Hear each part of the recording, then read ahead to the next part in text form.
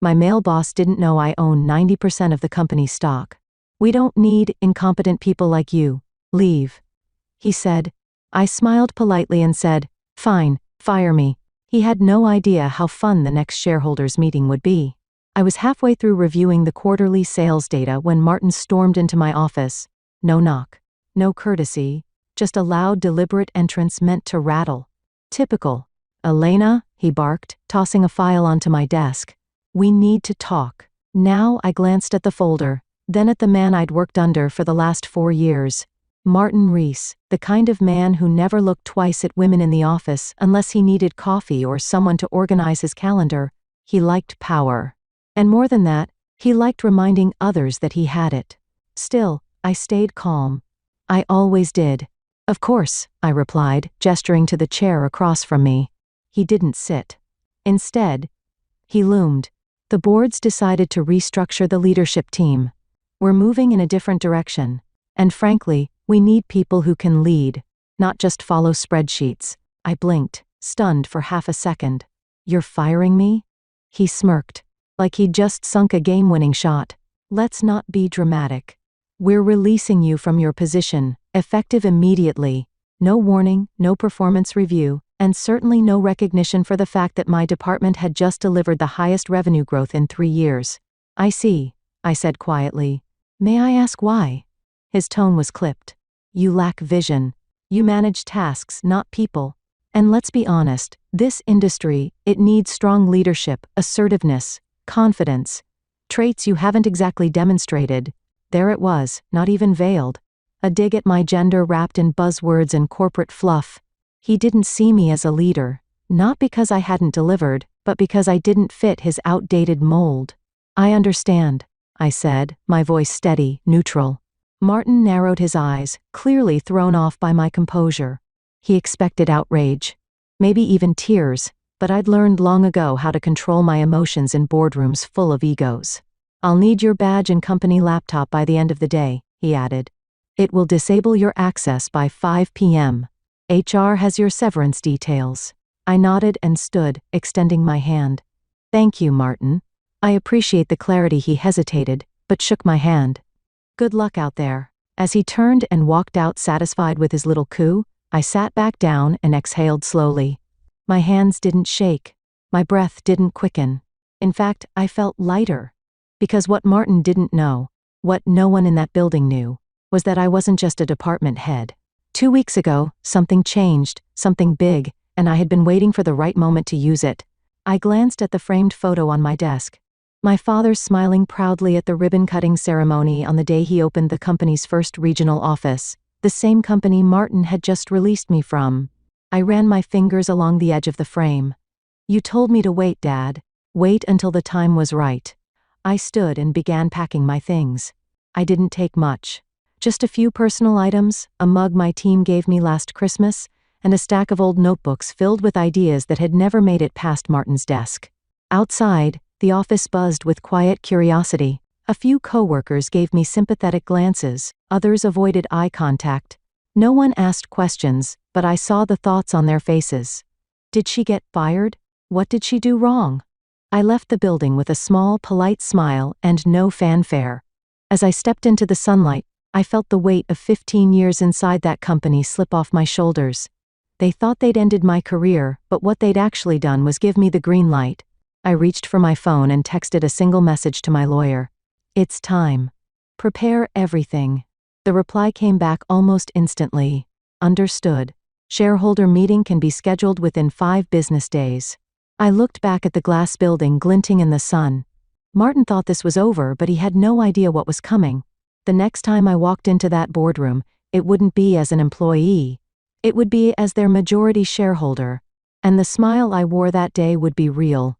2 weeks earlier, I had sat in the quiet wood-paneled office of my family's attorney, staring at a document I wasn't allowed to open until the clock struck 12 on my 30th birthday.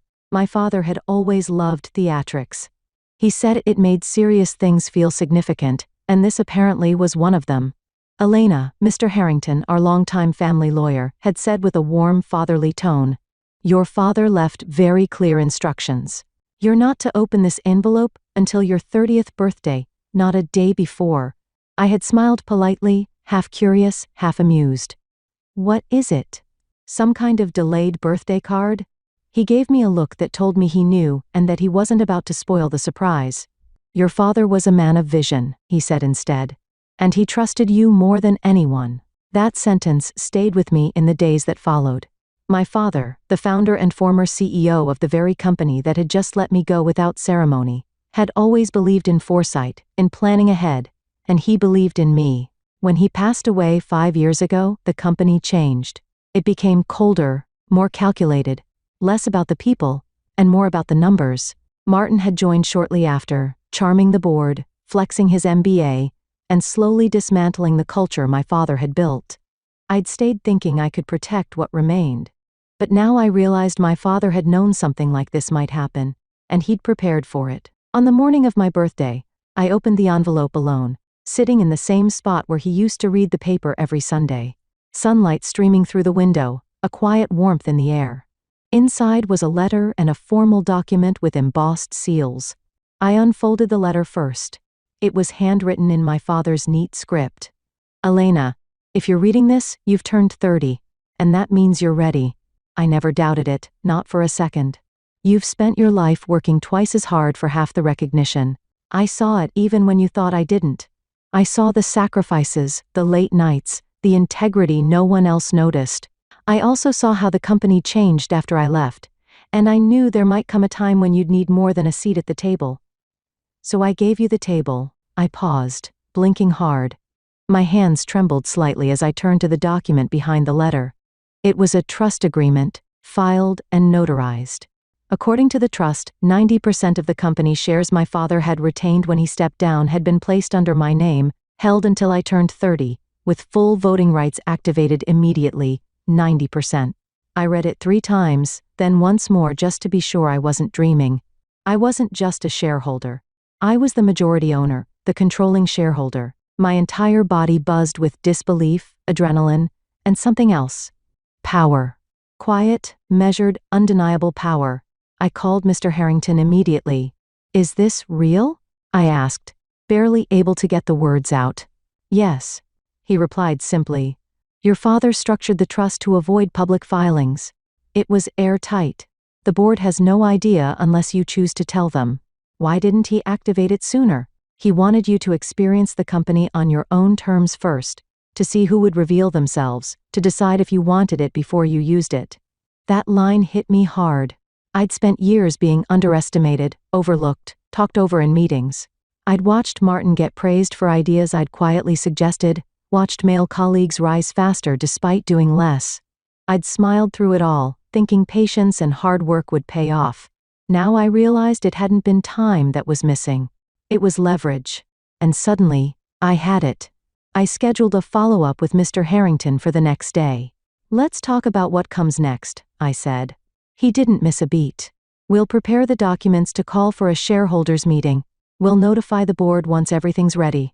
Don't notify them yet, I said. Not until I give the word.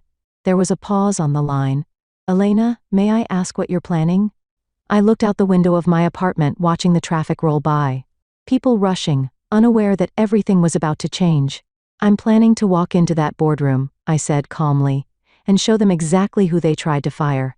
I didn't show up for the mandatory exit interview. HR called twice, then emailed. I ignored them both. Instead, I sat in the quiet corner booth of a discreet downtown cafe, sipping a flat white, while Mr. Harrington reviewed the final draft of the shareholder meeting request. It was official now. On paper, I held 90% of the company's voting power, a legal and financial reality Martin would never have seen coming. You sure you're ready? Harrington asked, adjusting his glasses as he slid the documents across the table. Once you submit this, you'll be throwing a grenade into their boardroom. I looked him in the eye, my voice steady. They pulled the pin the moment they fired me. He gave a small nod. Fair enough. The documents were simple, as most powerful things often are. A formal notice of a special shareholder meeting with a single agenda item, leadership review, and appointment of new executive management. Martin wouldn't be expecting it. That was the point. His entire style was built on control through confidence. He bulldozed meetings with jargon, steamrolled quieter voices, and weaponized charm when needed. The board, mostly older men who liked his bravado, had let him run unchecked for too long. They'd soon discover how fragile that kind of power really was. "I'll serve them notice Friday morning," Harrington continued. "The meeting will be set for Tuesday. That gives them 2 business days to panic." I couldn't help but smile.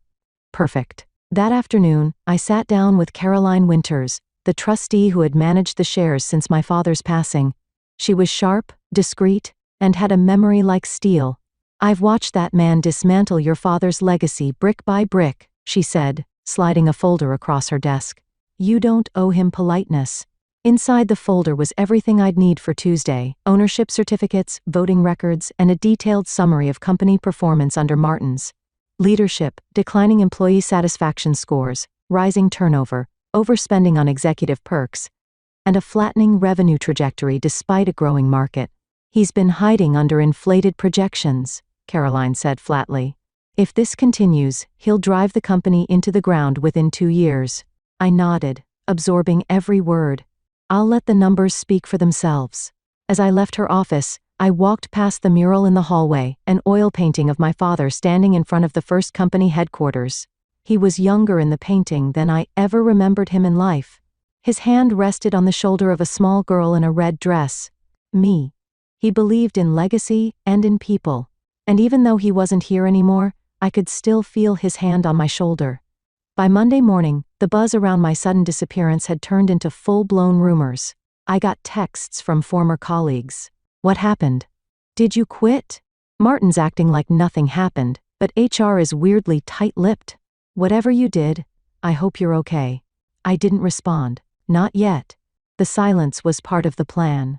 I wanted Martin confident, certain he'd erased me from the story. Let him play king a little longer. Let him underestimate me one last time. That evening, I stood in front of my mirror trying on the navy suit I'd bought for special occasions but never worn. It was sharp, tailored, clean. The kind of outfit you wear when you walk into a room not to ask for power, but to own it. I practiced what I'd say, not a speech, just a few lines, precise, measured, undeniable. The truth would do most of the work for me. Tuesday morning arrived crisp and cool. The city bustled as usual, unaware that inside one boardroom, everything was about to change.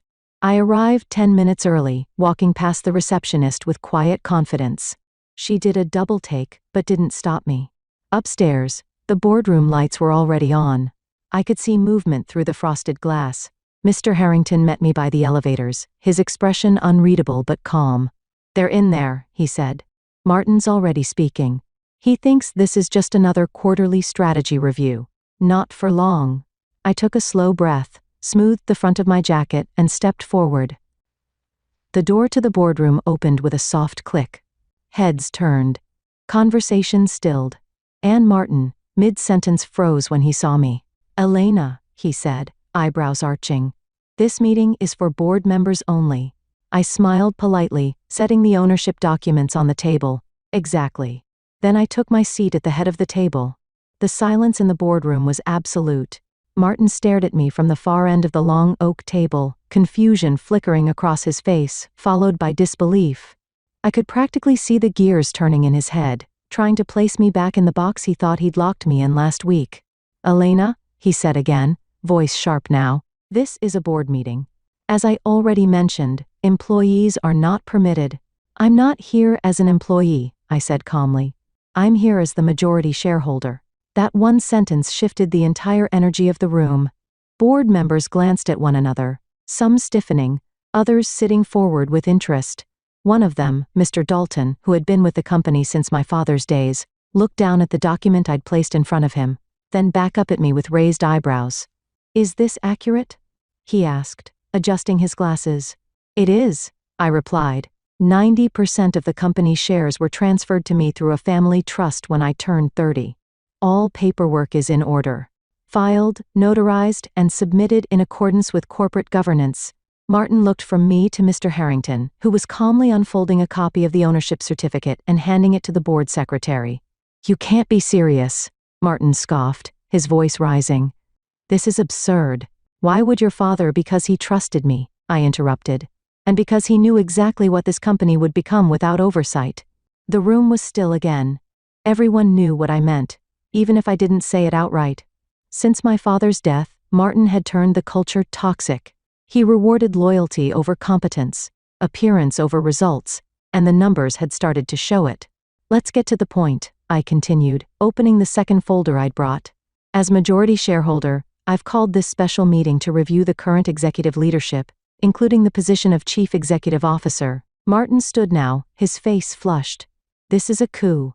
A personal vendetta. You think you can waltz in here and I'm not asking? I said, finally raising my voice just enough to command the room. I'm exercising my rights. Then I slid the financial report across the table. Let's talk about performance. I didn't need theatrics. The numbers spoke for themselves. Employee satisfaction down 38% in 2 years. Turnover in key departments up 47%. 3 high-level discrimination complaints under HR review. Flat revenue growth in a market that was booming. I've compiled testimony from department heads, employee surveys, and financial audits. I've also documented misuse of company funds, unauthorized travel, excessive executive bonuses, and misleading investor reports. I glanced at Martin. All signed off under your leadership. Board members began flipping through the pages. Mr. Dalton looked genuinely disturbed. The CFO, who had sat quietly until now, leaned over to whisper something to the general counsel, who immediately began typing on his tablet. Martin's jaw clenched. You're twisting data to make your little revenge fantasy look legitimate. I don't need to twist anything, I said. I have evidence. You relied on the assumption that no one powerful enough would ever question you. That assumption ends today. I let that hang in the air for a moment. Effective immediately, I said, pulling out the final document. I am submitting a motion to remove Martin Rees as CEO of this company. As majority shareholder, my vote is sufficient to carry the motion. The board secretary looks stunned. You don't need a second vote? I own 90%, I said simply. A majority by any definition. Mr. Dalton cleared his throat. In accordance with company bylaws, the motion stands, effective upon completion of documentation. Martin slammed a hand on the table. You can't do this. I already did. Security didn't need to be called. Martin didn't resist. But as he stormed out, his face a twisted mix of rage and disbelief, I noticed something remarkable. He didn't look powerful anymore. He looked small. Once the door clicked shut behind him, I exhaled slowly and turned to face the rest of the board.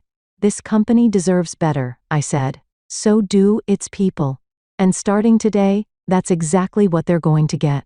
Mr. Dalton nodded slowly, a faint smile forming. Welcome back, Elena. By the end of the week, Martin's nameplate had been removed from the CEO's office door. I didn't move into the office immediately. I didn't need the symbolism of a bigger desk to confirm my position. I had something more important to do first, rebuild the soul of the company my father started. The Monday following the shareholders' meeting, I called an all-hands staff meeting in the main conference hall, the same space where Martin had once paraded sales projections like war medals and handed out empty praise to the same handful of executives over and over again. But this time, the energy was different. Curious, hesitant, hopeful. Employees filed in slowly, murmuring among themselves. The front rows were empty, as if no one wanted to seem too eager. Some looked nervous, others suspicious. They'd been burned before. I stood alone at the front of the room holding no notes, no slides, just my truth. Some of you know me, I began. Some of you only know what you've been told.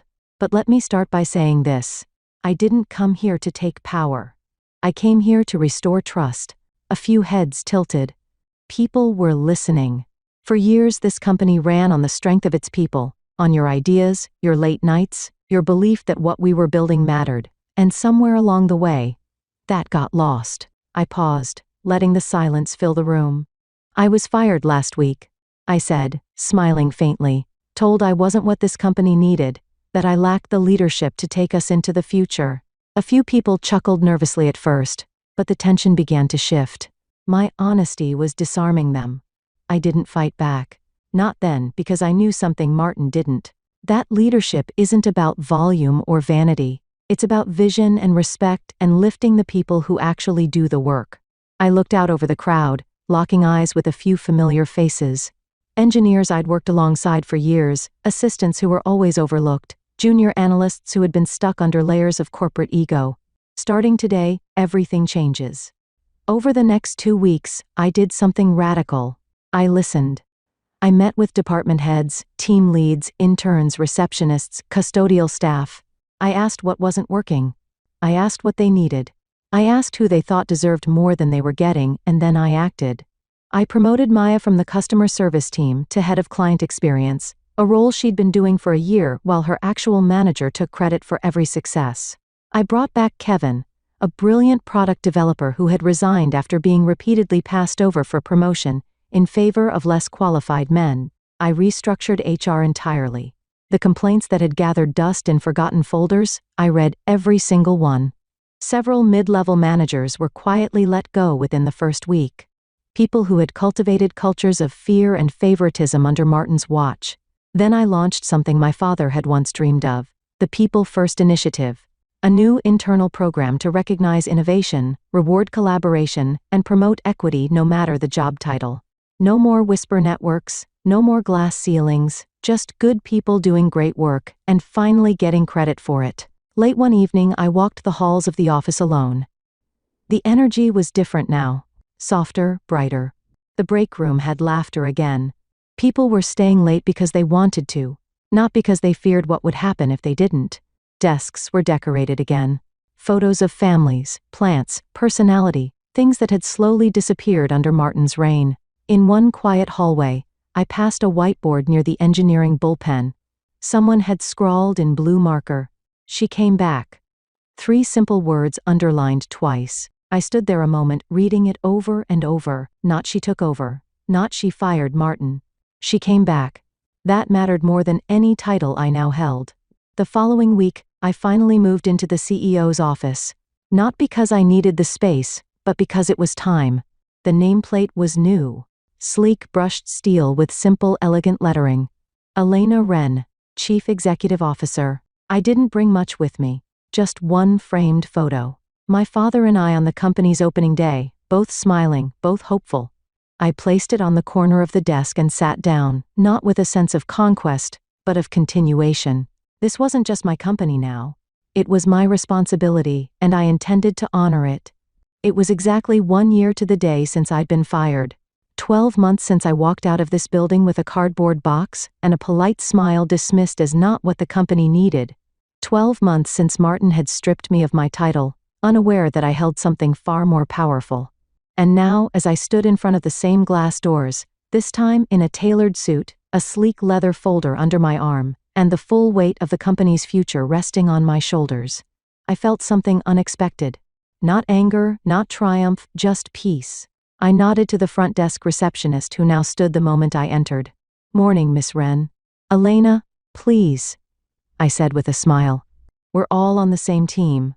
The elevators chimed softly as I rode to the top floor. What used to be Martin's domain. Now it was mine, but I hadn't remodeled it for show. I kept the original walnut desk, the same broad windows overlooking the city. What changed were the photos on the walls, images of our employees, of team retreats, of product launches led by names that had too often gone unrecognized. And on the far wall, directly behind my chair, hung a large portrait of my father, not as a monument to him, but as a reminder to me. I sat at my desk, opened my laptop, and began reviewing the quarterly report. It was our strongest quarter in 5 years. Customer satisfaction up 23%. Employee retention up 41%. Revenue, breaking records. But what mattered more was how we did it. Ethically, collaboratively, transparently. The company culture had shifted. People no longer whispered complaints over coffee. They spoke freely, and were actually heard. Feedback loops were open. Diversity and leadership had doubled. We didn't just bring good people in. We finally gave them a place to grow. There was a soft knock on the door. "Come in," I said. It was Maya, now the head of client experience. Her eyes sparkled even behind her glasses. "You ready?" she asked. "They're waiting in the conference room." I stood, smoothing the front of my blazer. "Let's do it." The boardroom looked different now, too, not in decor, but in presence. For the first time in company history, half the board were women. Several members were They brought new perspectives, asked harder questions, and made better decisions. At the center of the table sat Richard Tanaka, one of our new strategic advisors, brilliant mind, decent heart, the kind of person my father would have trusted. Before we begin, Richard said, gesturing toward me, "Elena has a few words." I hadn't planned to speak. But standing there with every eye on me, not in judgment, but in respect, I realized something.